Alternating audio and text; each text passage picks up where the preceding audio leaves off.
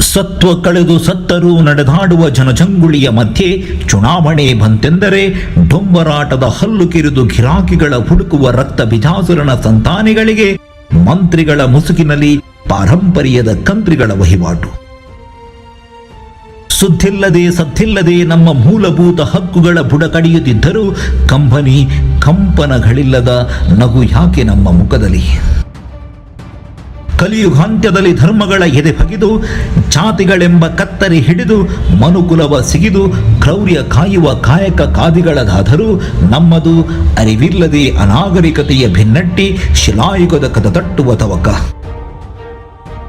ಹೇಳಿ ಎಚ್ಚೆದ್ದು ಸೆಟೆದು ಕಿತ್ತಸೆಯಬಾರದೆ ಈ ಅವ್ಯವಸ್ಥೆ, ದೇಶ ನುಂಗುವ ದೇಶದ್ರೋಹಿಗಳ ಮೇಲೇಕೆ ಮಮಕಾರ?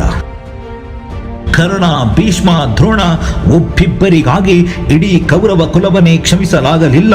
ಮತ್ತೇಕೆ ತಡ, ಸಮರ ಸಾರಿಯೇ ಬಿಡೋಣ. ಓಟು ಕೇಳುವ ಲೂಟಿಕೋರರ ಮೇಲೆ ನಮ್ಮ ದಿಟ್ಟ ಹೆಜ್ಜೆಗಳು ಗಟ್ಟಿಯಾಗಿ ಕೂರಲಿ, ಕೊಚ್ಚೆ ರಾಜಕೀಯದ ಸಮಾಧಿಯ ಮೇಲೆ. ಮತ್ತೊಮ್ಮೆ ಸ್ವರ್ಗವಾಗಲಿ ಹಿಂದೂಸ್ತಾನದ ನಾಳೆಗಳು.